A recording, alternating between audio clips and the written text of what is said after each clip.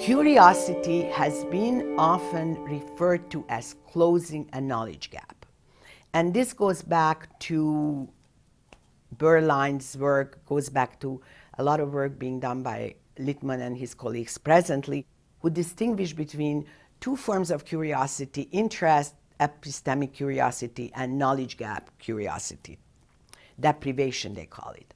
The reason that they call it deprivation is because has been an argument that if you are curious, there is a certain kind of negative feeling that you experience before your curiosity is satisfied.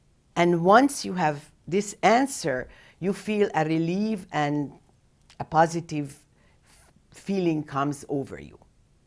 We argue that if you are interested and you are searching for more information, that is a rewarding experience, and you do not necessarily, you are unlikely to have an aversive feeling, except you can have negative feelings develop because you have a problem in your search. But that's different than trying to close a knowledge gap. The way that I can best demonstrate you how we consider curiosity and interest to be different is by telling you to think about when you read a detective story. When you read a detective story, the minute you find out that who actually is the murderer, you might not even want to finish your book.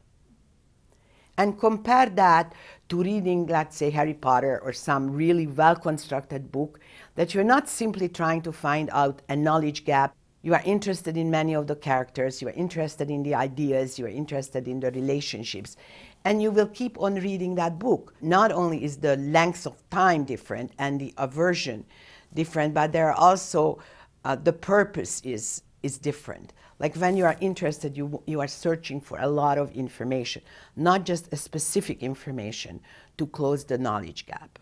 Now, there are some unanswered issues about this. For example, what happens if you have interest in a content, but there is a knowledge gap that you're closing? Is that now different from just being curious? And we argue that it is. Because, for example, take a bridge expert who loves playing bridge. He is reading a book with many, many puzzles, okay, solving bridge hands. He goes and solves a knowledge gap and then continues going on to other questions, other puzzles, because he has that individual interest in the content that propels him to go on for further activity.